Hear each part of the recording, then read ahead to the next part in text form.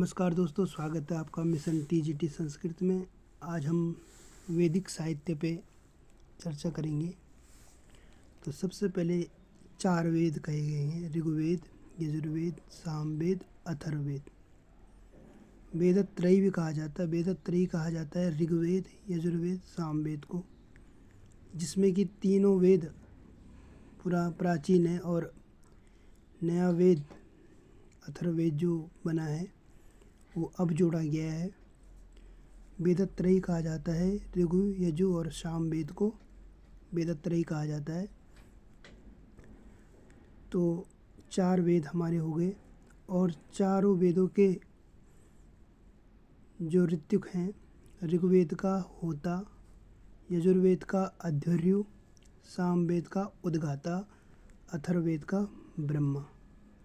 उसी प्रकार ऋग्वेद पद्यात्मक वेद है, यजुर्वेद गद्यात्मकोऽयं यजु भी कहा जाता है, सामवेद पद्यात्मक, अथर्ववेद गद्यात्मक। सबसे प्राचीन वेद ऋग्वेद है, सबसे प्राचीन वेद ऋग्वेद को कहा जाता है। उसी क्रम में आज हम देखेंगे उपवेद।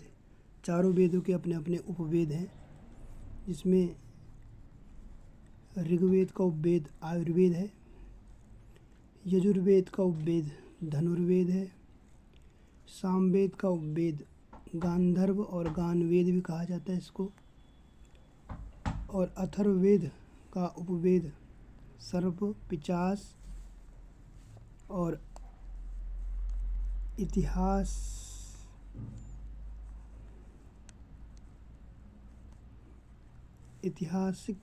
ऐतिहासिक वेद भी इसे कहा जाता है। उसके बाद हम चर्चा करेंगे वेदों में शिक्षा। पाणिनि शिक्षा आपको ऋग्वेद में मिलेगी, याज्ञवल्क्य शिक्षा आपको कृष्ण शुक्ल यजुर्वेद में मिलेगी, और कृष्ण यजुर्वेद में आपको व्यास शिक्षा प्राप्त होती है। सामवेद,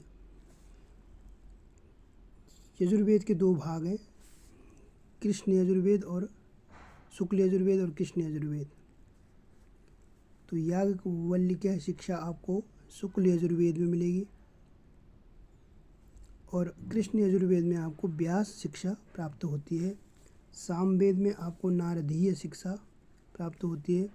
अथर्ववेद में आपको मांडुक्कीय शिक्षा प्राप्त होती है। उसी प्रकार देवताओं के स्थान भी सुनिश्चित किए गए हैं। पृथ्वी स्थानीय देवता, सोम देवता, बृहस्पति देवता और अग्नि देवता, ये 3 पृथ्वी स्थानीय देवता हैं। और द्यु स्थानीय देवता हैं, विष्णु भी कहा जाता है। उसके बाद अंतरिक्ष वाले इंद्र और रुद्र को अंतरिक्षीय देवता कहा जाता है। ऋग्वेद को 10तई कहा जाता है। ऋग्वेद में मंत्र 10,552, कहीं पे 10,884 भी मिलता है। विभाजन इसका कृष्णद्वैपायन वेदव्यास ने किया था। अष्टक्रम और मंडल क्रम में इसको विभाजित किया गया। 8 अष्टक हैं, 64 अध्याय हैं, 1028 सूक्त हैं और 10,000 से ऊपर मंत्र हैं। 10 मंडल, 1028 सूक्त और 10 मंत्र इसमें विभक्त हैं, दे सकते हैं।